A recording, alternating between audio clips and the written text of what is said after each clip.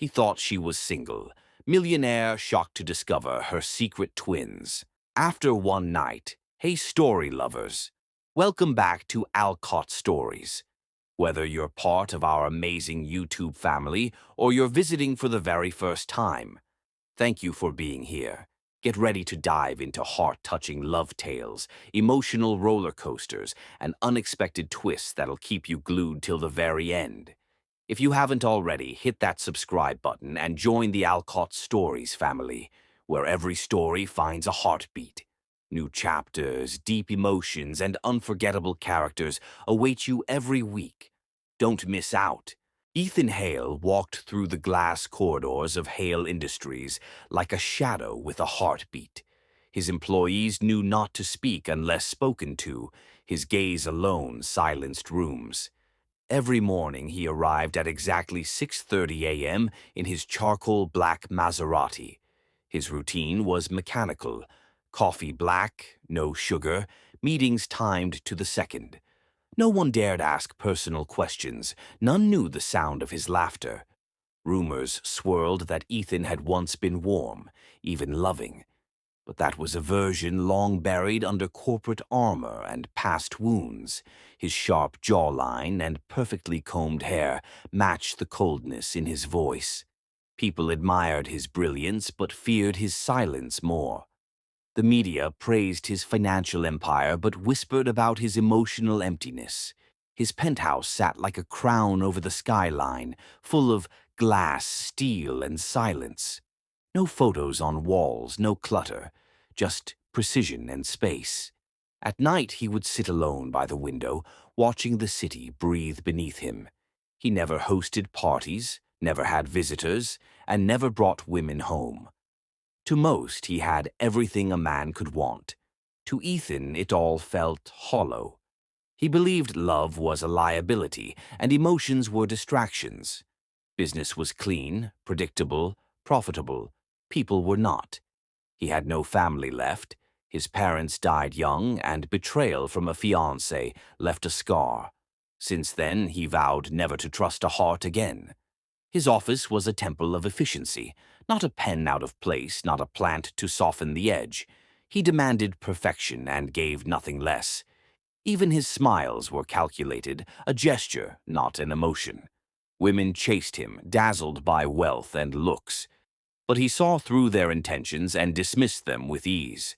His secretary, Claire, once joked, "If you ever smile at someone without a contract involved, I'll faint." He didn't laugh. He rarely did. The only warmth in his life came from the scotch he drank at midnight, alone. He spent weekends reading profit reports instead of relaxing. Vacations were wastes of time in his book. Every moment not building his empire felt like weakness. Though millions praised his success, no one truly knew Ethan Hale. He wore confidence like armor and silence like a second skin. He had mastered the art of being untouchable. Even his penthouse security system was state-of-the-art, monitored personally. His housekeeper came twice a week, never saw him, only followed a checklist. In the fridge, meal prep boxes, untouched wine, and cold leftovers. His bed was always neatly made, as if no one ever slept in it. He hadn't touched another person intimately in nearly 2 years. The betrayal by his ex-fiancée had taught him a brutal lesson. Even love has a price tag, and he refused to pay it again. She had fallen for his wealth, not his heart, and left when he refused a shared bank account. Since then, his heart was locked, his emotions deadened. He trained himself to not feel, to not need, to not break. Romantic gestures were weaknesses to him, fairy tales for the naive. He had no pets, no friends, only contracts and acquisitions. People around him only saw the surface: perfection, wealth, dominance. But beneath the suit and schedule was a man haunted by emptiness.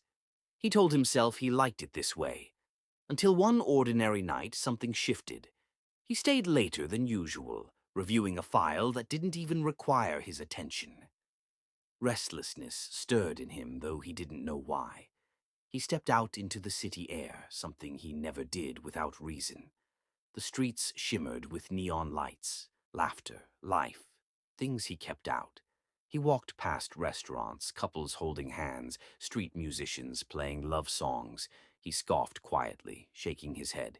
He wasn't looking for anything. He never did. But the universe had other plans. And she was sitting in a quiet cafe just a few blocks away, completely unaware her life was about to collide with his. Amara sat by the flickering lamp in a torn dress in silence. The twins slept in their crib beside her, their soft breaths the only peace she knew. Her hands moved rhythmically, but her mind was tangled in memories and regrets. Life hadn't always been this hard. Once she believed in fairy tales. She had married for love, or so she thought. Her husband, Deshawn, had charm and a smile that could melt steel. In the early days, he'd promised her the stars, and she believed him. But promises turned to empty bottles and late-night disappearances. Parties replaced their quiet dinners. Lies came quicker than apologies. Amara watched him drown in pleasure while she tried to hold their life together. He mocked her hope, laughed at her loyalty, and ignored her tears. Even when she told him she was pregnant, he barely reacted. She thought the news would ground him, give him purpose. Instead, he spiraled faster, drinking harder, vanishing longer. She attended every doctor's appointment alone. Every kick inside her belly was a private celebration. She decorated the nursery herself, patching together second-hand items. The twins came early, fragile but perfect. She named them Elijah and Eden, her little lights in the darkness. But Deshawn only sank further. One night he collapsed in the hallway, vomiting blood. At the hospital, doctors revealed the truth. His liver was failing. Without surgery, he won't survive the month, they told her. She stared blankly, her mind already racing. They needed $38,000 for the operation. It could have been $3 million. It made no difference. She had no savings, no help, no family. Charities turned her away. Even friends avoided her calls. She sold what little jewelry she owned. She begged her landlord for mercy. She applied to every job that would take her. Still, it wasn't enough. Time was slipping like sand through her fingers. Desperation wrapped around her throat like a rope. She stood outside hospitals, asking strangers for change. Each rejection chipped away at her dignity. She cried behind dumpsters so the twins wouldn't see. Every night she watched Deshawn fade while their children clung to her. Her heart broke, but she wouldn't let it stop beating. Then one night, something inside her snapped. She looked at her babies sleeping, unaware of the world's cruelty. If no one would save them, she would. She made a decision that crushed her soul. She would sell her body, just once. She hated herself for even thinking it. But survival left no room for pride. She dressed modestly and walked to a cafe known for quiet, wealthy visitors. Her chest burned with shame, but her eyes stayed steady. She wouldn't leave without a deal. As she sipped cold coffee and watched the door, she felt invisible. Then it opened and a tall man in a gray suit walked in. He looked like he didn't belong to this world. Something about him drew her gaze, his silence, his pain. She didn't know yet, but that night was already rewriting her story. Amara's eyes followed the man as he approached the counter, his posture precise and unbothered. He didn't glance at anyone, not the barista, not the old couple by the window. But for a brief second their eyes met, and something flickered in his icy stare. She quickly looked away, her heartbeat suddenly louder than the music, playing overhead. She wasn't here to fall in love. She was here to survive. Her hands clenched around the warm coffee cup, the only thing grounding her. The outfit she wore wasn't revealing. She couldn't bring herself to dress that way. But her presence, her intention, was a silent invitation to any man who understood the unspoken. This wasn't who she was. But hunger and medical bills didn't care about identity. She had rehearsed what she'd say in her head 100 times. Still, when she stood and approached him, Her legs felt like wet cloth. He was seated alone in a corner booth, flipping through something on his phone. Up close, he looked even more unreachable, like someone sculpted from wealth and control. But she swallowed her shame and spoke. "Excuse me," her voice barely audible over her fear. "Are you looking for company tonight?" He looked up slowly, as if assessing every syllable she'd spoken. She waited for judgment, mockery, anything but the silence that followed. Then he surprised her. "Why are you asking me that?" There was no anger in his voice, only curiosity layered in coolness. Amara panicked. She had no backup plan if this went wrong. I need help. Just for one night, I promise I'm clean. No tricks." Her words trembled, honesty outweighing her shame. He narrowed his eyes, not in cruelty, but calculation. Something about her didn't match the role she was trying to play. "What's your name?" he asked, voice low and careful. She hesitated. "Amara?" He paused, as if testing the sound of it. "You don't belong in this." "I know," she replied, tears threatening. "But I don't belong in poverty either." That answer shifted something in his expression. He motioned for her to sit. "No games," he said. "No lies, just one night." She nodded, gripping her emotions like a crumbling dam. They sat in silence for a while, as though both trying to understand what this was. He asked no more questions. After a few minutes, he stood and offered his hand. She looked at it, strong, elegant, unfamiliar. Taking it felt like crossing a threshold. As they stepped outside, the night air wrapped around them like an uncertain promise. Neither spoke during the ride to the hotel.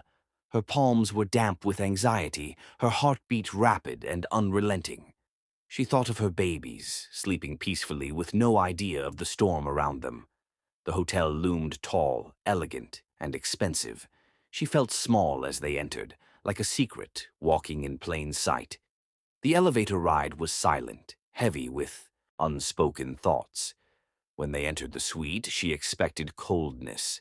Instead, he moved with unexpected grace, offering her water, asking if she was comfortable. He didn't touch her at first. He just sat, watching her as if waiting for something real. Then, in a voice that surprised even her, she whispered, "Can you just not make me feel like nothing?" He looked at her, something breaking behind his eyes. "I wasn't planning to." Ethan stared at her, still processing the quiet desperation in her words. Something in Amara's voice haunted him. It wasn't seduction, it was survival. He had heard hundreds of voices beg, sell, flatter, but hers was different. It wasn't rehearsed. It was raw. He didn't reply immediately. Instead, he studied her like a riddle no business deal could solve. Her dress was plain, her eyes weary, her posture hesitant. She wasn't trying to tempt him. She was trying not to shatter.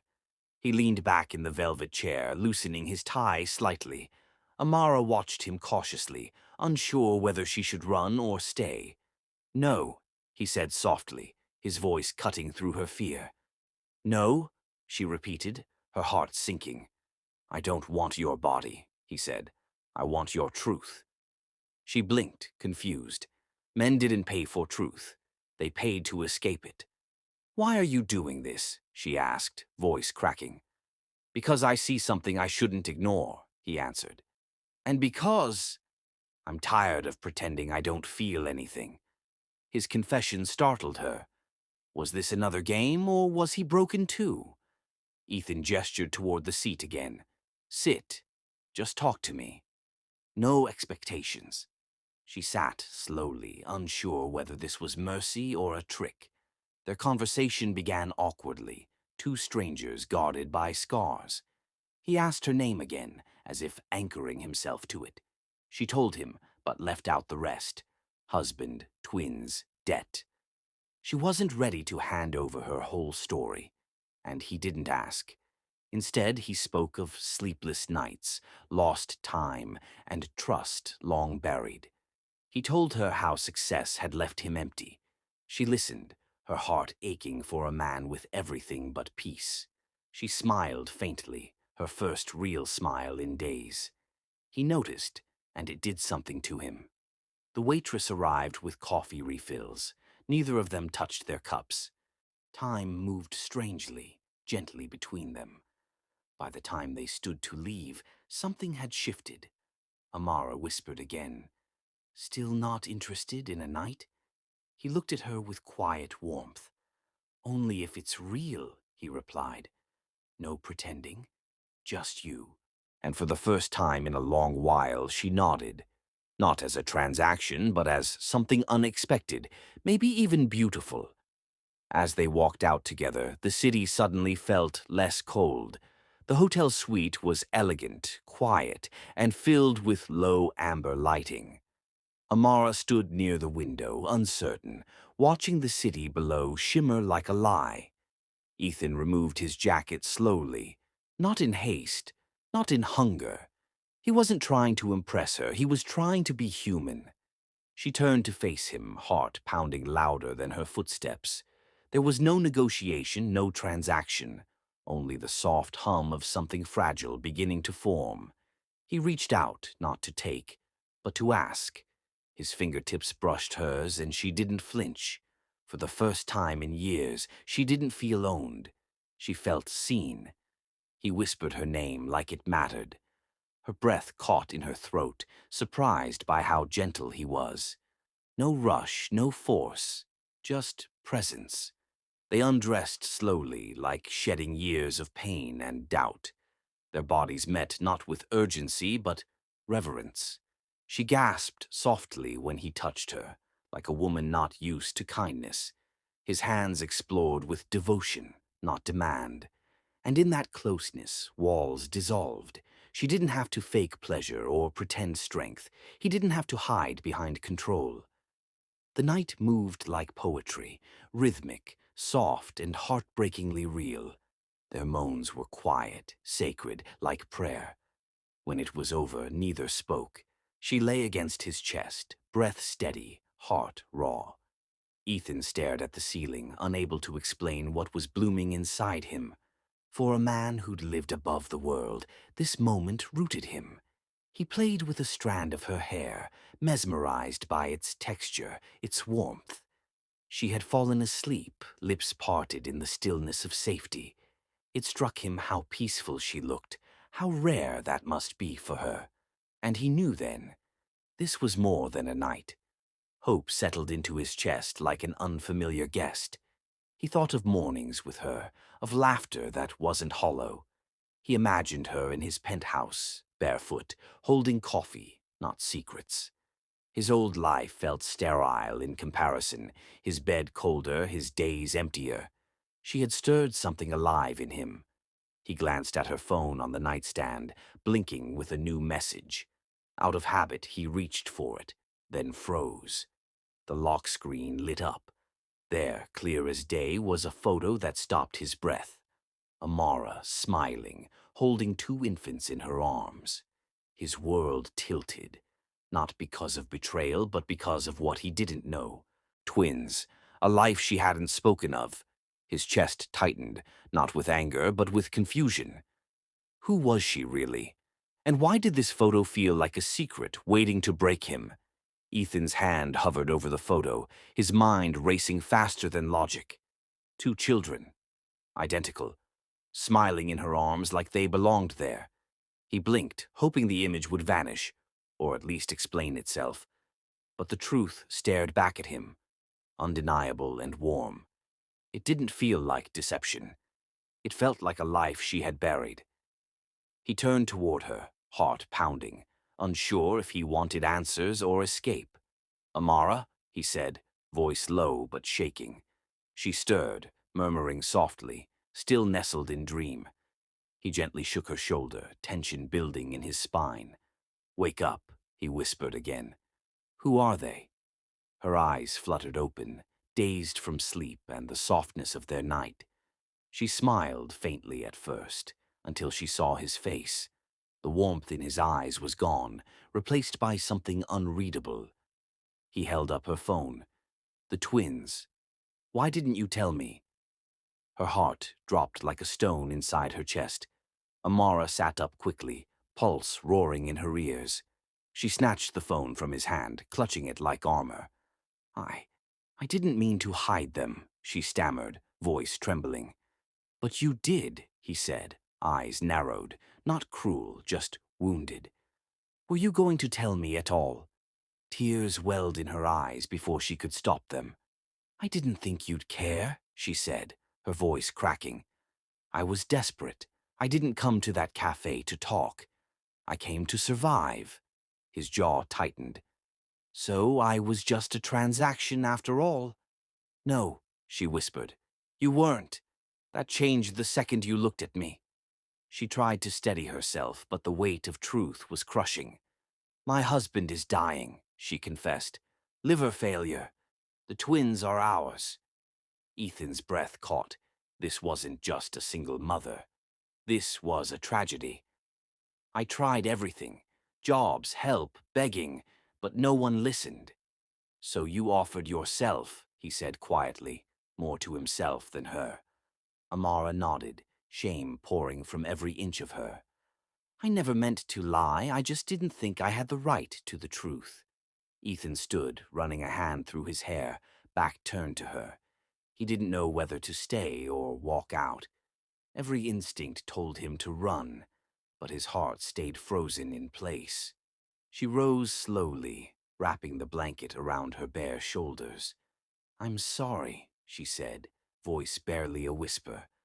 "I know I ruined everything." He turned to her then, slowly.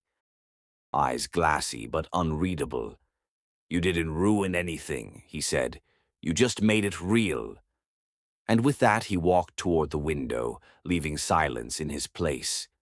Amara stood in the middle of the room, afraid to breathe. Hope felt like glass, beautiful, but one touch away from shattering. Outside, the city moved on. Inside, a man and woman stood on the edge of something fragile, neither knowing if it would break or finally begin. Imara collapsed onto the bed, the weight of her guilt too heavy to carry any longer. The tears came hard and fast, like a storm breaking after years of silence. She didn't care anymore about her dignity, her pride, or the lie that had grown between them. Ethan stood across the room, frozen in place, watching her unravel. Her sobs were raw, a river of pain she could no longer hold back. "I'm so sorry," she choked out between gasps, her face hidden in her hands. "I never wanted to hurt you. I didn't think it would come to this." Ethan's chest tightened at the sound of her suffering. He could see the vulnerability she had kept hidden for so long. She was desperate, not for money, not for a handout, but for someone to see her pain. He took a step toward her, hesitant at first, unsure if he should reach out. But as her sobs grew louder, something inside him snapped. Without thinking, he crossed the room and knelt beside her. He wrapped his arms around her, pulling her close, feeling her tremble against him. Amara stiffened for a moment, surprised by the tenderness of his touch. "I should have told you," she whispered, her voice breaking. "I didn't mean for it to go this far. I just needed help so badly." Ethan held her tighter, the warmth of her body against his making his heart ache. "You should have," he whispered, his voice soft yet firm. "But you didn't, and it's okay. I'm here now. Let me help you." Her sobs slowly quieted, but her body still shook with the weight of her confession. Ethan gently stroked her back, his fingers light against her skin. She lifted her head, her eyes swollen and red from crying. "Why?" she asked, her voice hoarse. "Why are you still here?" Ethan looked into her eyes, his own filled with emotions he hadn't known how to express. "Because," he said softly, "I see you. Not the woman you're pretending to be, but the real you." Her eyes searched his, as if trying to understand how he could love someone like her. "You're not perfect, Amara. None of us are," he continued. "But you've been strong for so long. You've carried so much." Amara shook her head, tears welling again. I don't deserve your help. I'm a mess. I'm a liar. I can't even take care of my own family. Ethan cupped her face gently, wiping away the tears that streamed down her cheeks. You're not a mess, he whispered, his voice full of conviction. You're a woman who has been through hell, and you're still standing. That's strength. She closed her eyes, leaning into his touch, finally allowing herself to feel safe. I don't know what to do anymore, she whispered. I just want my babies to be okay. Ethan leaned forward, pressing his forehead gently against hers. Let me help you, Amara, he said softly. I don't have all the answers, but I have the resources, and I have the heart. Amara's breath caught, overwhelmed by the sincerity in his voice. I can't let you do that, she murmured, still not fully trusting the depths of his offer. You can, he said, his voice filled with quiet determination. I want to. Let me be there for you, for your family. Let me help you save him, save them. She looked at him, searching for the man she had met just hours ago, the cold businessman. But now all she saw was someone who cared, someone who wanted to be her strength, not her savior. And for the first time, Amara let herself believe it. Maybe she didn't have to carry this burden alone. Maybe, just maybe, someone could help her shoulder the weight. Ethan stood by Amara's side, watching her as the surgical team prepared her husband for the procedure. His hands were clenched at his sides, heart heavy with the weight of his offer. His commitment. He had paid for the surgery, knowing the stakes, knowing the risks, but he hadn't prepared for the possibility that it wouldn't be enough. He hadn't prepared for the loss that would shatter her world. The hours dragged on, each minute feeling like an eternity. Ethan tried to comfort Amara as she sat in the sterile waiting room, her hands twisted in her lap, but her gaze was far away, fixed on something only she could see.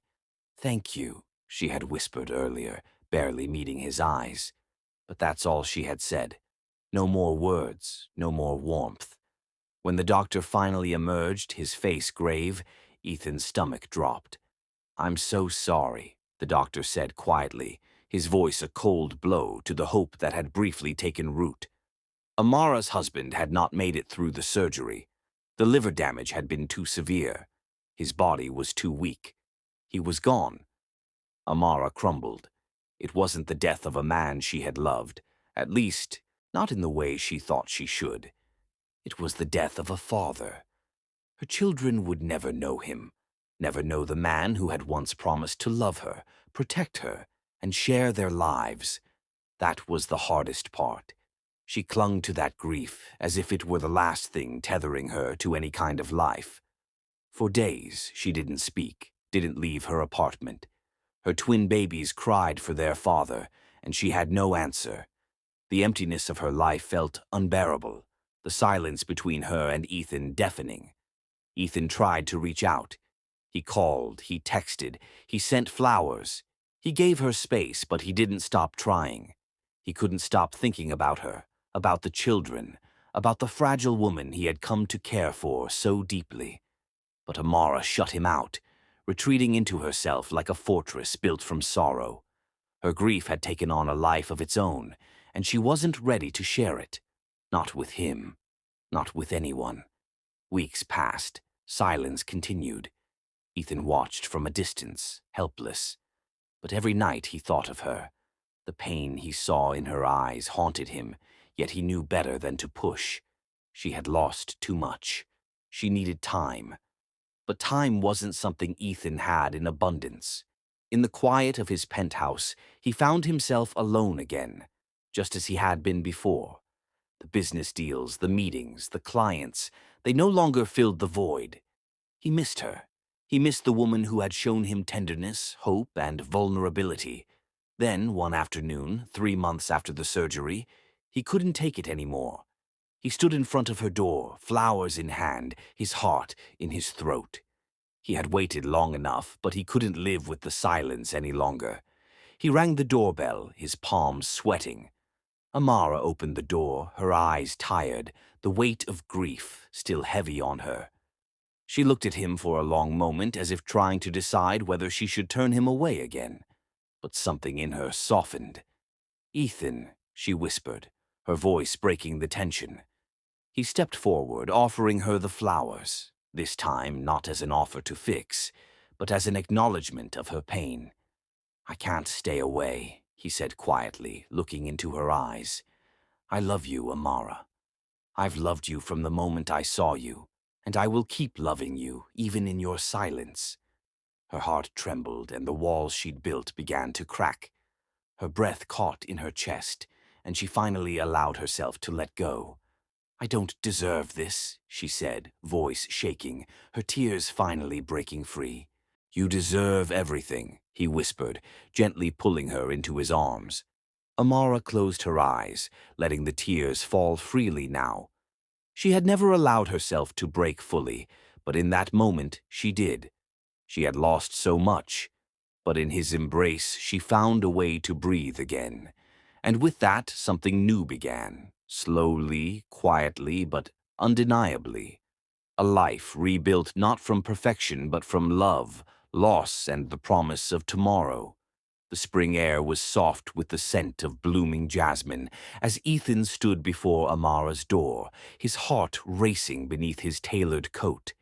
It had been 3 months since he last saw her, 3 months of silence, of wondering, of aching. In one hand he clutched a bouquet of fresh daisies and roses, chosen for their simple beauty. In the other he held the weight of hope. He'd rehearsed his words 100 times on the drive over. But when the door creaked open and Amara's tired yet familiar eyes met his, everything fell away.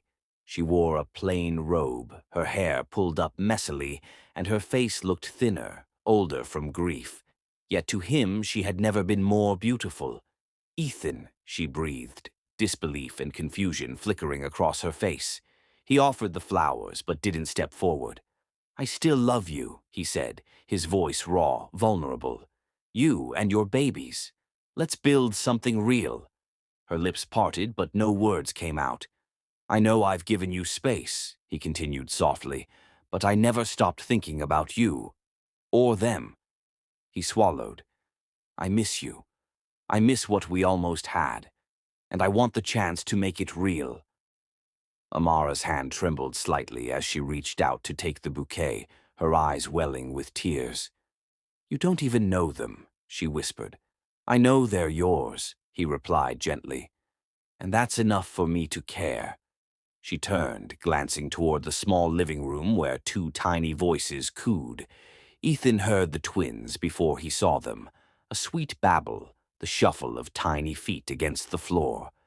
"I didn't know if I'd ever see you again," she admitted, her voice cracking. He stepped over the threshold only when she gave a slight nod. Inside, sunlight streamed through the curtains, and toys lay scattered across the rug. The twins stared up at him with curious eyes, brown like Amara's. His heart clenched. "They're perfect," he said softly. She knelt to pick one up, holding the toddler against her chest protectively. "They've never known anything but me," she said. "It's been hard." Ethan crouched to their level, slowly, reaching out. "May I?" The baby leaned into his hand, small fingers wrapping around one of his. Amara watched, a storm of emotion in her eyes, fear, gratitude, guilt, and maybe, just maybe, hope. "I'm not here to replace their father," Ethan said carefully. "But I want to be the man they can count on." Amara's voice was barely audible. "And me?" He looked up, blue eyes shining. "Especially you." She sank into the nearby couch, still cradling one of the twins as the other toddled over to Ethan. "They've never seen me with anyone," she said softly. "I don't want to confuse them." "Then let them see love," he answered, sitting beside her. "Let them see what healing looks like." Amara didn't reply at first. She looked at him. This man who had once been all business and ice, now sitting barefoot on her rug, making silly faces at her children. For a moment, time seemed to pause. Her heart, broken and cautious, beat a little louder. Maybe love could find a way. She reached out and touched his hand, her fingers tentative. "I'm scared," she whispered. "So am I," he replied, "but I'm more scared of losing you again." Tears filled her eyes, but this time they weren't from sorrow. "Stay," she said. "I will," he promised. And in that quiet living room, love slipped through the cracks of their brokenness. Not perfect, not simple, but real. Amara's tears fell freely, but this time they were warm, not from heartbreak, but healing. They streaked down her cheeks as Ethan gently wiped them with his thumb, smiling through misty eyes. Her twins, sensing the emotion in the room, waddled toward Ethan, arms outstretched and giggles bubbling up. He opened his arms wide and they crashed into his chest, giggling as if they'd known him forever. Amara watched in wonder as her children played with the man she'd once only known as a stranger in a cafe. There was no tension in the room now, only peace, laughter, and the quiet rhythm of trust being built. Ethan scooped one twin into his arms, the other tugging at his tie, and glanced at her with a grin. "I think they approve," he said, eyes sparkling. She chuckled through her tears. "They've never warmed up to anyone this quickly." "They're smart like their mother," he replied softly. That night they sat together on her couch, twins asleep in their arms, as the city lights twinkled beyond the window. There was no grand gesture, no dramatic speech, just a quiet understanding that something beautiful had begun. Weeks passed like petals on the wind. Ethan visited daily, helping with feedings, changing diapers, and reading bedtime stories. His world of boardrooms and billion-dollar deals faded into the background. What mattered now were messy breakfasts, lullabies, and the soft glow in Amara's eyes when she looked at him. He moved slowly, carefully, never rushing her, never assuming. But every day Amara opened her heart a little more. She began to smile again. She danced in the kitchen with her babies in her arms. And when Ethan watched her, he felt something he'd never known before. Home. Then came a spring morning kissed with the scent of cherry blossoms. In a quiet park beneath blooming trees, they stood hand in hand. A few close friends gathered, and the twins clutched flower baskets, too young to understand but giggling all the same. Amara wore a simple white dress, the sun turning her skin golden. Ethan, dressed in a soft gray suit, looked at her as if she were the sunrise itself. The officiant's voice was gentle, the vows heartfelt, but brief. When Ethan said, "I promise to love you, protect you, and raise these children as if they were my own," his voice cracked. Amara's hands shook as she slipped the ring on his finger. "I've been broken," she whispered, "but with you I feel whole again." They kissed under the cherry blossoms as the petals rained down around them. Not a soul watching could deny what bloomed between them was rare, fragile yet fierce. The cold-hearted millionaire had melted. Later that evening they returned home, a family, not perfect, but whole. Ethan tucked the twins into bed, pressing a kiss to each forehead. He turned to Amara, pulling her gently into his arms as soft jazz played in the background. She rested her head on his chest, listening to the beat of the heart that now belonged to her. "I never imagined a life like this," she said quietly. "Neither did I," he replied. "But now I can't imagine anything else." Together they stood by the window, watching the stars, the twins asleep in the next room. It wasn't the end. It was a new beginning. And so the man who once had no heart now had three. And the woman who thought she'd lost everything had found something even greater. Love had found them. Pain had shaped them. But hope would carry them forward, hand in hand,